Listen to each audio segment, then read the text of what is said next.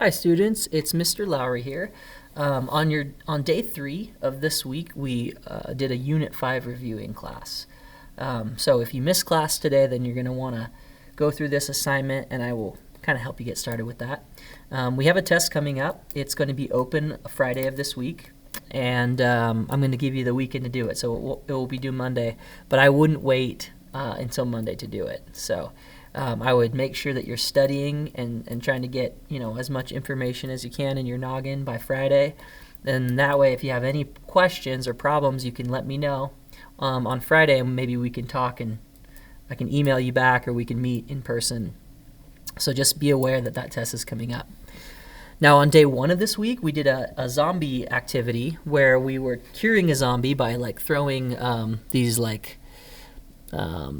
antivirus bombs at the zombie for him to change back into a human. And it kind of had to do with medicine and absorption rates and things like that. And so if you missed that, I'm going to start this assignment by looking at a specific example, and then we'll go up and we'll kind of generalize up here. So I'm actually going to go down here and start with number 9, because this is very similar to something that we talked about in class day 1 of this week. Okay, so we got a medicine being absorbed from the bloodstream. Each hour, the amount of medicine in the bloodstream decreases by 23%. Find the growth or decay factor.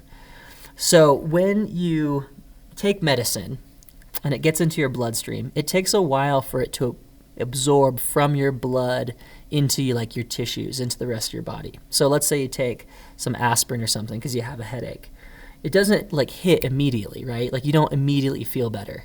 It takes a little bit of a while for it to start feeling better, and you start to feel better, and then the amount of medicine in your system or in your bloodstream gradually, it starts off really quick and then it kind of slowly decreases. So that's what we're talking about. Absorption of medicine into the body is like exponential decay. It kind of goes like this. Starts off really quick and then it levels off, but it's decreasing. Okay. Now, what we have to do here, and what this page and the next page is all about, is taking a percentage decrease and turning that into a growth or decay factor. Okay. Remember that a growth factor is part of your exponential equation. It's the number that you're multiplying by repeatedly. So for doubling, your growth factor is 2. For tripling, your growth factor is 3. For halving, you have a decay factor that's 1 over 2. Okay? And we know that if b is greater than 0, we're going to have growth. Or sorry, not 0. b is greater than 1, excuse me. When b is bigger than 1, like 2 or 3 or 4, we're going to have growth.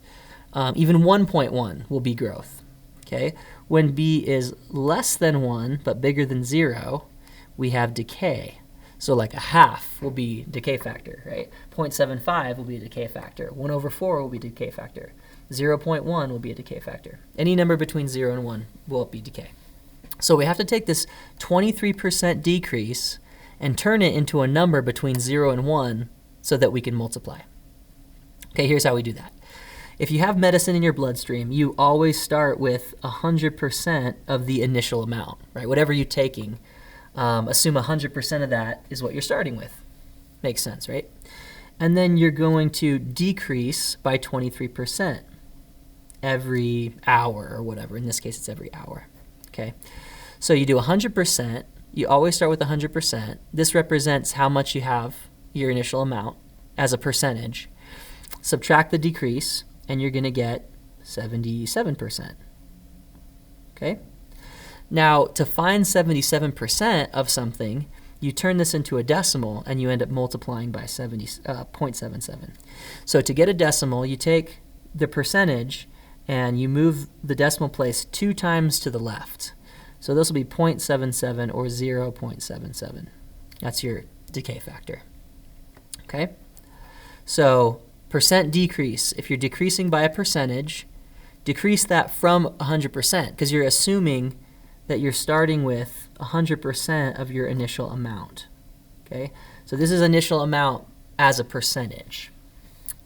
Okay, now this one here, number 10, is saying, okay, let's say we have this much milligrams, right? So this is your initial amount in milligrams. Again, 100% represents your initial amount as a percent. So you have 1,200 milligrams, and you're going to multiply it by this decay factor, right? Because it's decreasing by 23%. So instead of subtracting 23% over and over and over, we're going to multiply by 0.77 because you're always going to have 77% of the previous amount every hour. So this represents finding 77% of this every hour. Now, if 8 hours goes by, we need to do that 8 times. We need to multiply by that decay factor 8 different times. So this is what we need to do here. So we got 1,200, right? We're going to multiply by 0.77 or 0.77. We're going to raise that to the power of 8. Okay, and that gives us 148.3-ish.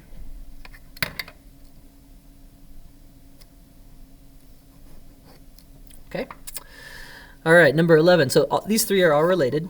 Write an exponential function to give you the amount of medicine left after X hours. So we're assuming we're still kind of talking about this one.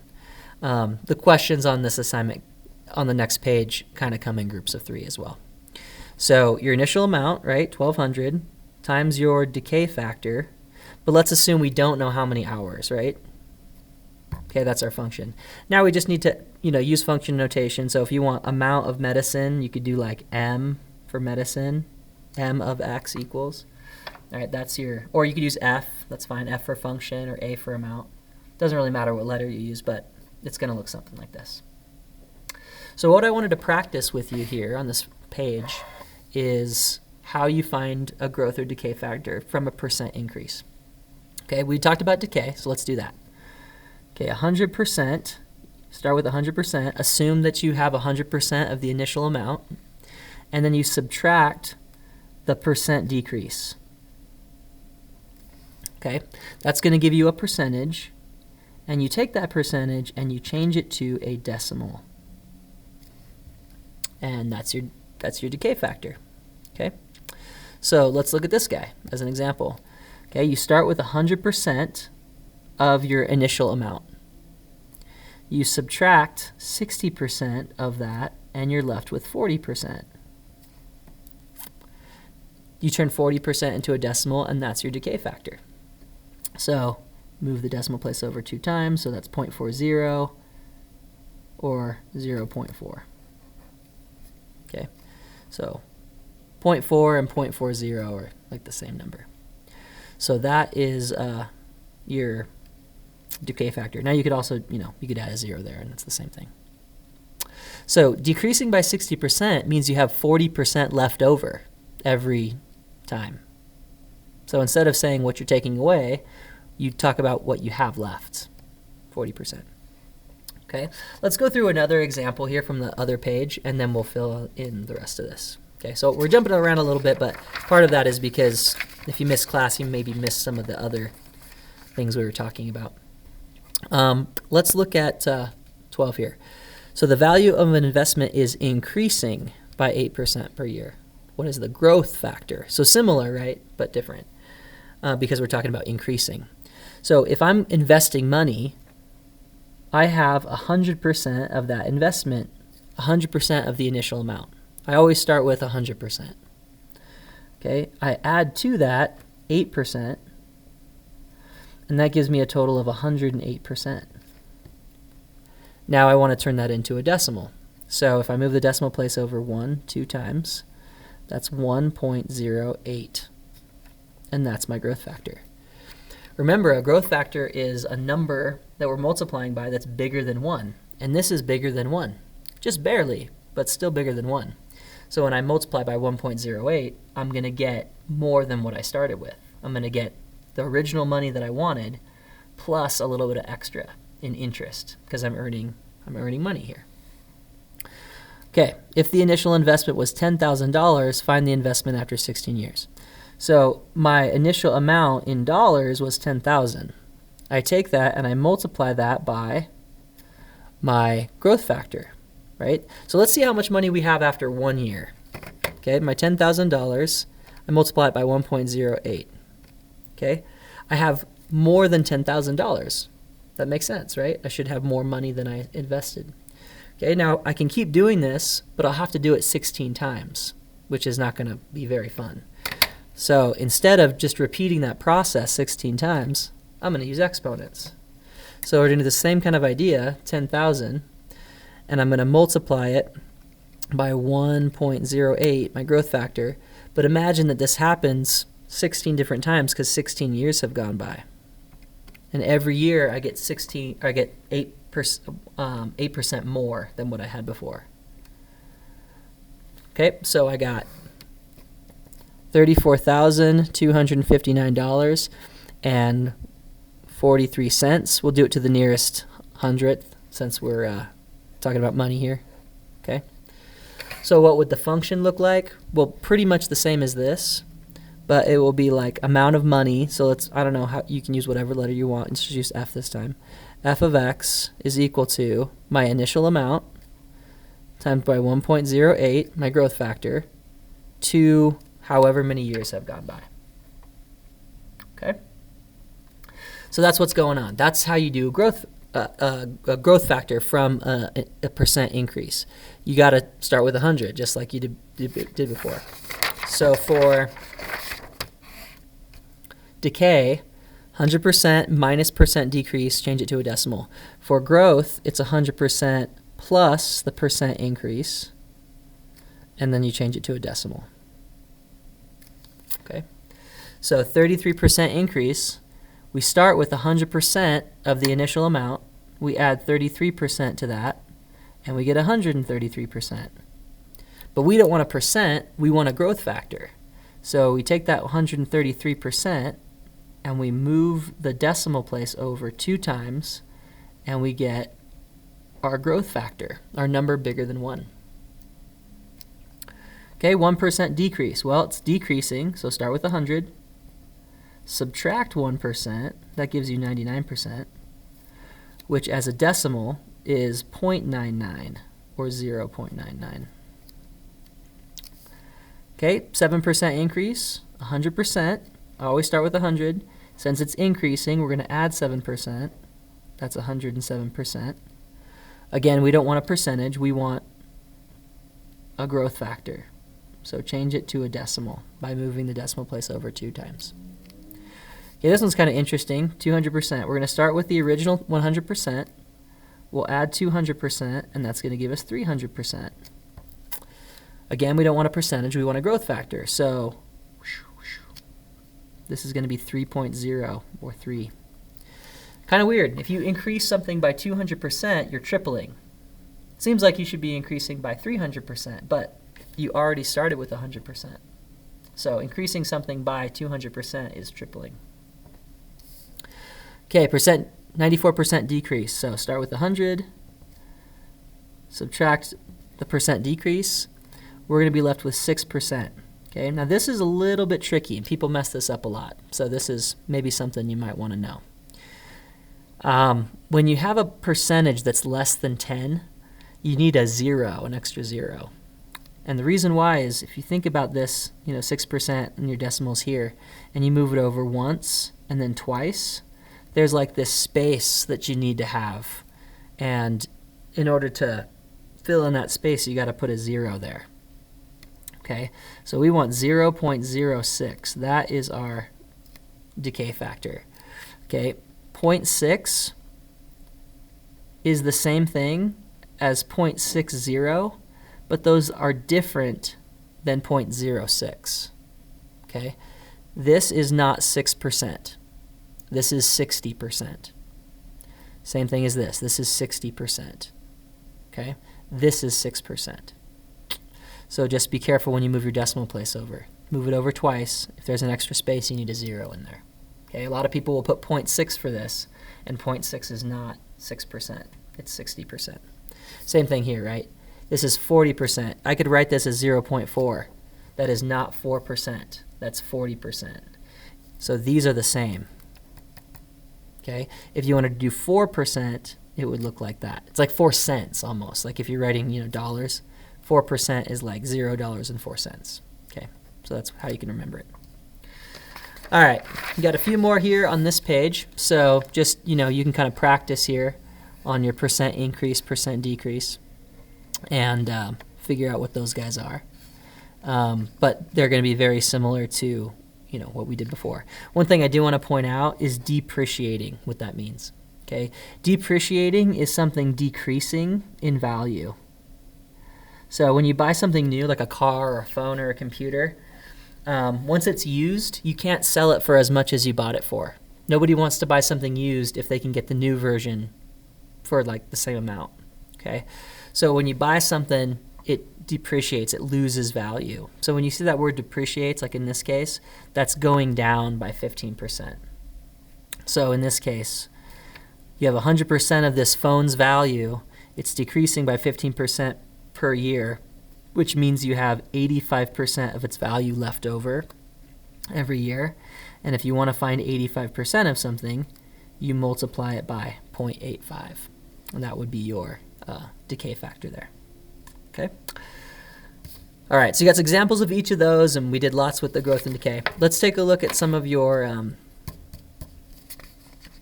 graphing. Okay. Going back to graphing here, there's two things that you need to keep track of. Okay, when you write a function or when you have an exponential function, the pieces that you need to keep track of are this guy, which is the initial amount, and this guy, which is your growth or decay factor. In terms of graphing, your initial amount is your y-intercept. Okay, so start there. Your growth or decay factor tells you what to multiply by.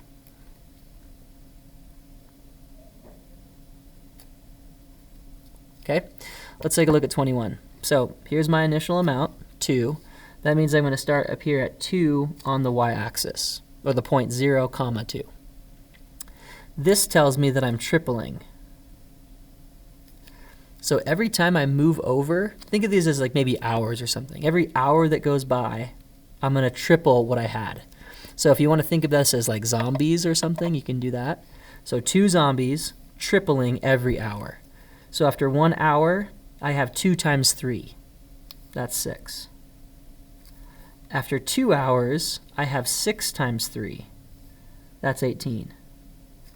After 3 hours, I have 18 times 3.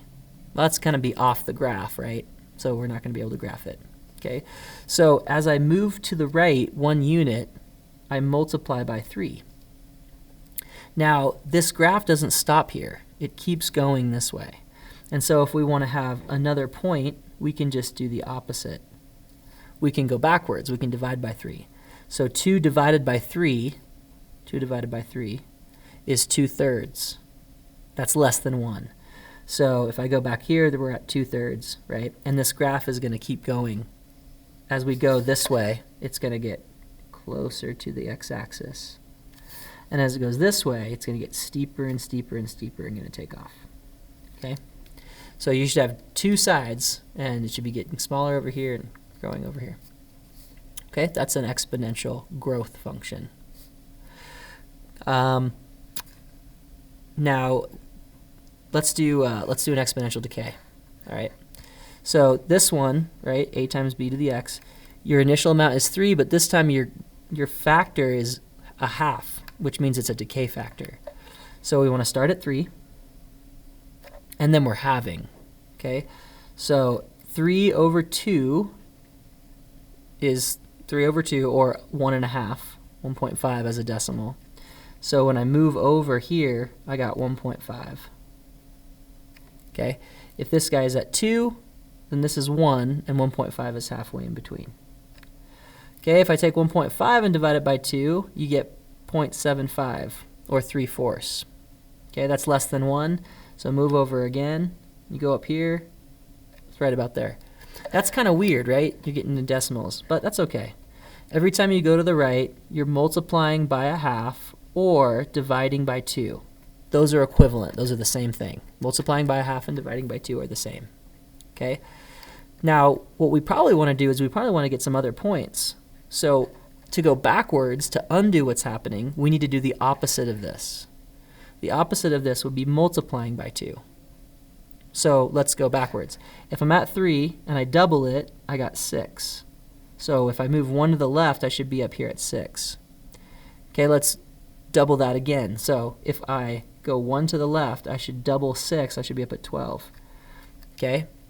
The reason why I'm doubling is because I'm going backwards. But really, if you look from left to right, you got 12. What's half of 12? 6. What's half of 6? 3. What's half of 3? 1.5. What's half of 1.5? 0.75. So if you continue going from your farthest left point and you keep going, you'll see that that pattern continues. So our graph is going to look something like this. Okay, and then over here, it's going to get closer and closer and closer to the x-axis. Okay?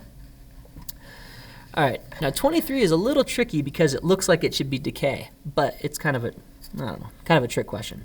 So this right here is not your factor. This is your initial amount, right? Remember, the first piece is your initial amount when you're talking about exponential. Okay, so we're going to start this guy at a half. Okay, so here's 2, here's 1, a half would be like right about here. Okay, now this says that we are multiplying by 4. Every time we move to the right 1 unit, we need to have 4 times as much as we did before.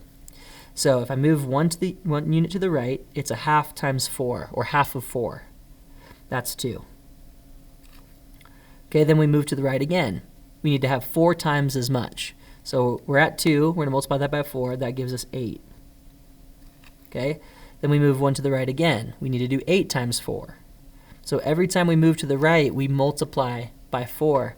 But 8 times 4 is 32, and that's off the graph. So this is going to get really steep. And going backwards, it's going to be kind of tricky. So going this way, we're going to multiply by 4. If we wanted to, going backwards, we could divide by 4. But that's kind of tricky. If we're at a half and we divide by 4, it's going to put us at 1 over 8. So that's going to get pretty small, pretty quick. So we got this kind of thing, and then whoosh, it's going to go off the graph there. Okay, so that's your exponential growth and decay, and you want to, give those some good practice.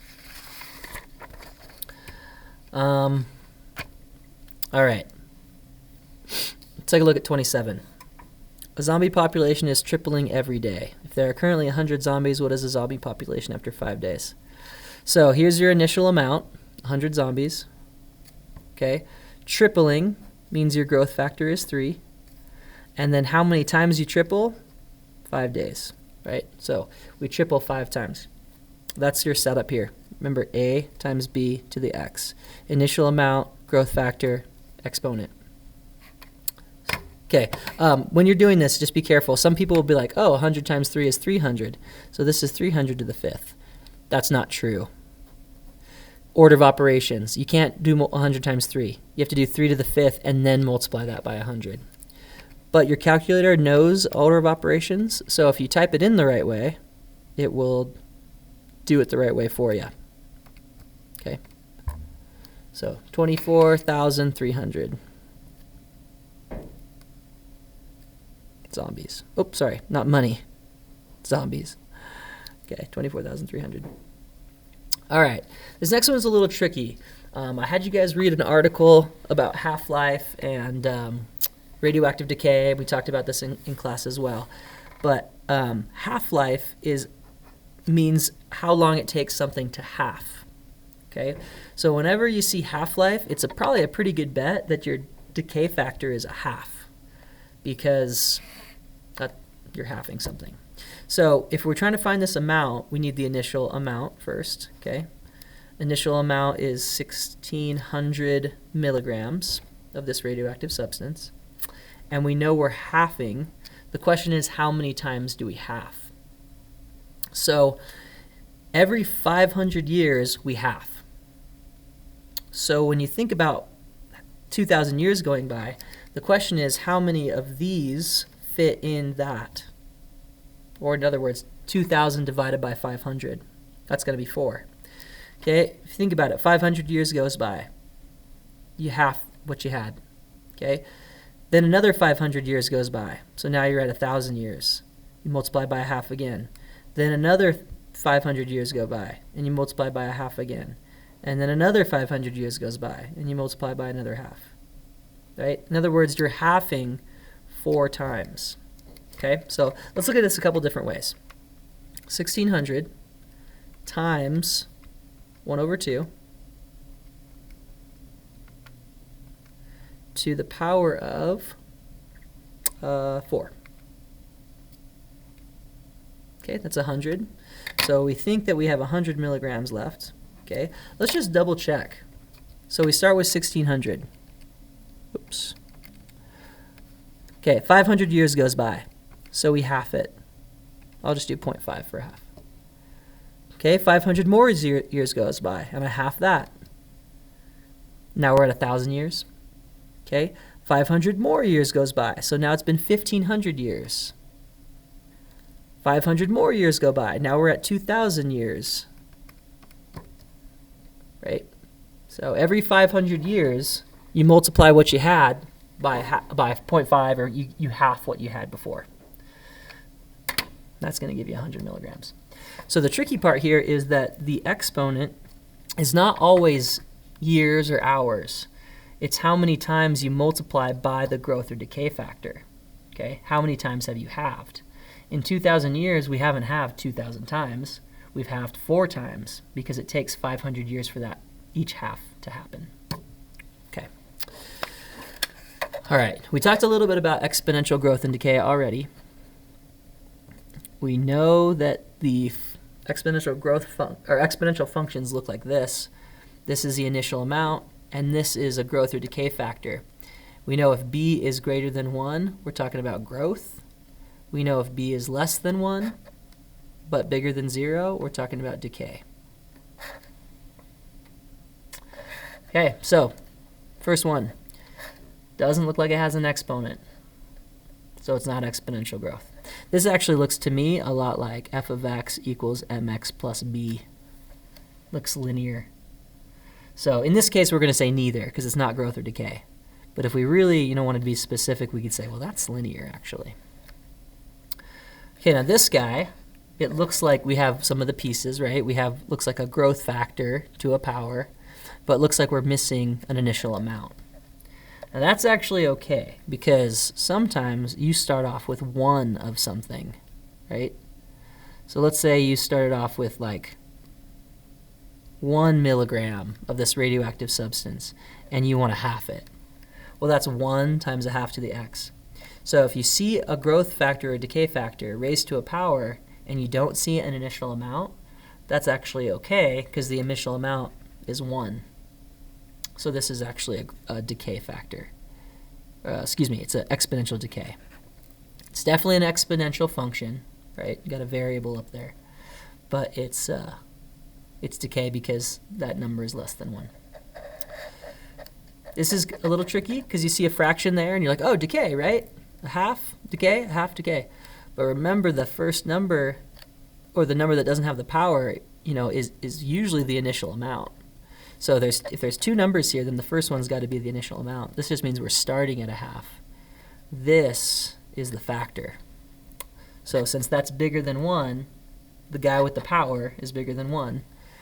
That means it's a growth factor. So this is the exponential growth.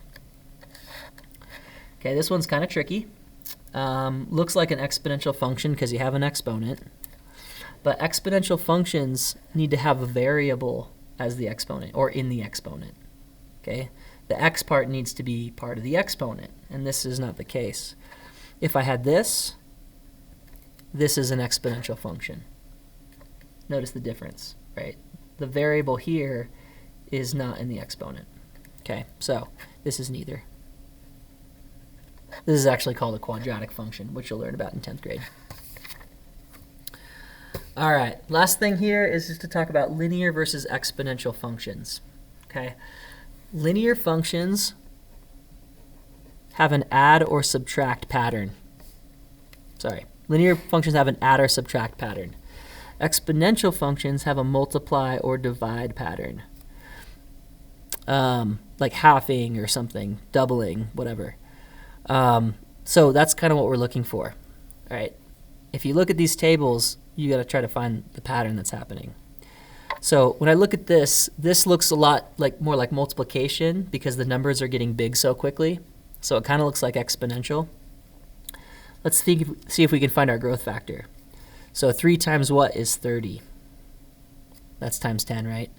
30 times what is 90? Well, 30 times 3 would have to be 90, right? That's kind of weird. 90 times what is 270? Well, again, that would have to be 3, right? 270 times what is 2700? So it looks like it's a multiplying pattern, but the factor changes. It's not the same factor every time. So we're going to say neither here because we want to see the same number every time when we multiply. Okay? If you look at this one, take a look and see what you can see. It doesn't necessarily look like multiplication, so maybe it's addition, maybe it's subtraction. It looks like if it was, subtraction, it would be a minus 9. So let's just make sure that works. What's 1 minus 9? Turns out it's negative 8. What's negative 8 minus 9? Negative 17. What's negative 17 minus 9? Negative 26. So this is a subtraction pattern. We're subtracting the same thing every time. This right here, minus 9, that's called the constant rate of change, or that's the slope of our graph of our function. So this is linear. Okay. Now it doesn't say to do this, but just for practice, if we wanted to write a function here, we would need the constant rate of change, right, or the slope, and then we need the y-intercept. So we look where x is 0. There's your y-intercept, right? Y equals mx plus b. Slope times x plus y-intercept. Okay, 35. Let's take a look. The numbers are getting big pretty quickly, so it looks like multiplication. Let's just double check. So 11 times 5 would be 55. Let's just make sure that that pattern continues. Let's just double check. So I'm going to grab my calculator. 55 times 5. Okay, that's 275. That works. Let's multiply that by 5. Okay, that's 1375. Let's take that and multiply it by 5.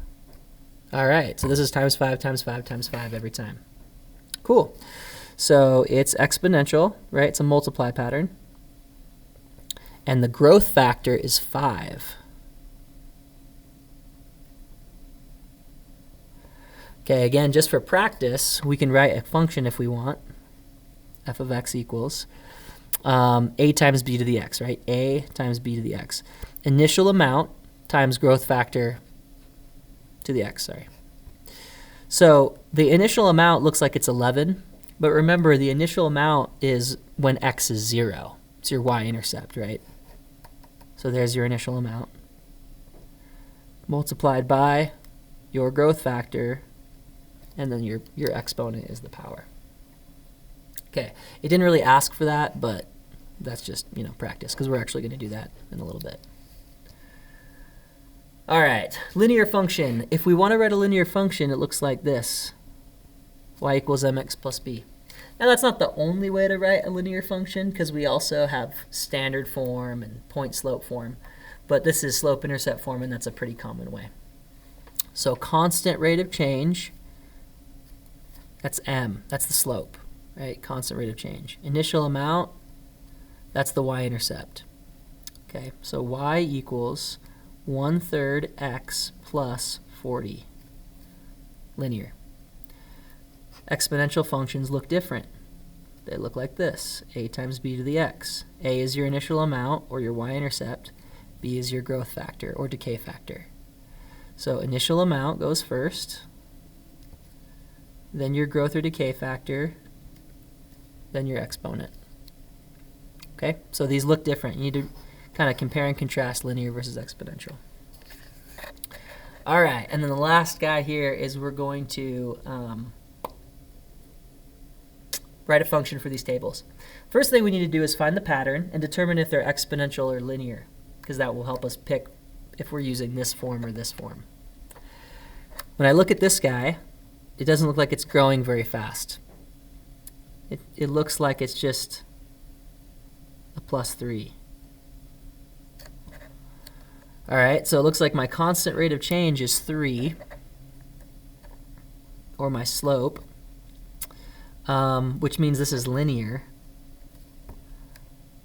And my y-intercept is right there, 15. So y equals mx plus b. Slope, or constant rate of change, or what's the adding pattern, times x plus your initial amount. Now, since this is 0, that's your y-intercept right there, your initial amount. Okay, this guy looks like it could be subtracting. Let's see, 8 minus 4 is 4. 4 minus 2 is 2. 2 minus 1, okay. So if it's subtracting, it's not the same number every time, right? 8 minus 4 is 4, but 4 minus 2 is 2, and 2 minus 1 is 1. So it's definitely not a subtracting pattern because the number isn't the same every time. So even though it kind of looks like subtracting, we need to go back to the drawing board. What about multiplying or dividing? 8 divided by 2 is 4. 4 divided by 2 is 2. 2 divided by 2 is 1. So it kind of looks like a dividing pattern, right? Now, in order to write your function, you don't want to use division. You want to use multiplication. So this is halving, right? Dividing by 2 is the same thing as multiplying by a half. So this is a multiply pattern. We're multiplying by a half. This is your decay factor. Okay, so it's exponential. It needs to look like a times b to the x. Your initial amount is when x is 0, so 8. 8 zombies at 0 minutes, or 0 years have gone by. You have 8 milligrams of Zetonium, or whatever, your starting amount. You multiply that by a half, that's your decay factor, and your power is x. Okay, so it's exponential, and there's our function. Okay, this guy looks like the numbers are getting pretty big pretty quick, so maybe multiplication. What times 15 is 45? It's 3. Let's make sure that pattern continues. So let's just double check. I'm thinking it's a times 3 pattern. 15 times 3, 45. 45 times 3, 135. 135 times 3, 405. Okay. Looks like it's a multiply by 3 pattern. So it's exponential. F of x equals initial amount, right? X is 0. This is your initial amount. Growth factor, exponent. And that's how you do it. So we didn't go through all of these, but we went through a lot of them. We did an example of each one. So go back and practice your graphs. Practice your percent increase, percent decrease. Make sure you're feeling good, feeling comfortable about this test. The other thing that you should do is you should review all of the quizzes that you've taken for Unit 5. I think there's 2 of them. So Unit 5 Quiz 1 and Unit 5 Quiz 2 are going to be great practice for your test. You've probably already taken them, but you should retake them. That'll help improve your score. You can retake those quizzes and improve your score. It will also help you practice for the test. So go back and look at old assignments, look at old videos that I posted. If you have any questions, you're getting stuck, there's something you don't know, shoot me an email. Sooner is better than later because your test is going to be open on Friday. So if you let me know before Friday, we can sit down maybe via Zoom, or you can come in person, or I can send you an email and I can help you. But if you wait too much until after Friday, I won't be able to help you as much. So let me know what you need, and good luck studying.